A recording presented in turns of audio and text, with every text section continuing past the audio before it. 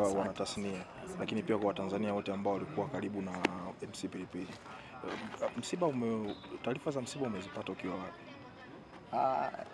Tunapokea kwa majonzi makubwa sana.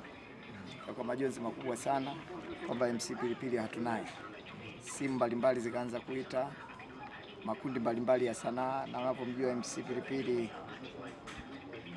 ucheshi wake, uhodari wake wa kazi, kujituma kwake, amekuwa na marafiki wengi, viongozi wa nchi, wadau mbalimbali, wa Tanzania kwa ujumla.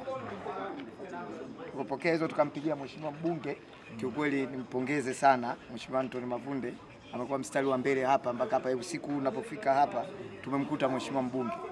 Hii ni jinsi gani inaonyesha kwamba tuna watu nao wanaweza kutukimbilia, ishi na watu vizuri. Kwa hiyo tumemwona mwenzetu kalala. Vingine tunaachia utaratibu utakaofuata.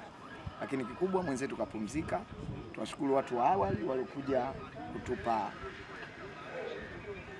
ushirikiano. Tunashukuru wafanyakazi wa hapa hospitalini Dodoma wote kwa ujumla wao, ndugu jamaa na marafiki, na wasanii mbalimbali ambao wanaendelea Dar es Salaam kuulizia kwamba inakuaje, utaratibu utatolewa kesho.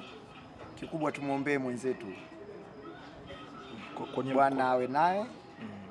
Bwana ametwaa, na inna lillahi wa inna ilaihi rajiun. Kwenye maisha yake ya kawaida kama binadamu, Steve, MC Pilipili alikuwa ni mtu wa aina gani? Ninakwambia kukutana na MC Pilipili huwezi kununa. Ni mcheshi muda wote, na wewe ni shahidi.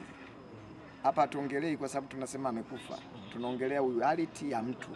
Na hili naweza kaliweka wazi kabisa. MC Pilipili kwanza ni mtu wa kujitoa. Kwenye misiba wenzake MC Pilipili alikuwa anajitoa mno. Anasafiri kwenda kuzika. Alikuwa anajituma. MC Pilipili ni MC ambaye unaweza kumpa kazi ya MC akakufanyia MC bure kwa sababu ya urafiki. MC Pilipili mwishoni hapa alikuwa anahudumia wagonjwa. Mwishoni akawa anataka kuwa pasta, anapambana kuitafuta kesho yake njema.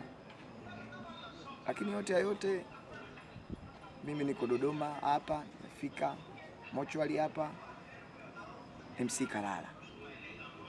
Ndugu zangu wasanii wa Tanzania hii wote, MC amepumzika kalala. MC amefariki. Siponi sana. Pindi itakapofika sasa kuja kumsindikiza katika nyumba yake ya milele, basi kuna utaratibu utatangazwa. Baada ya kusema asanteni.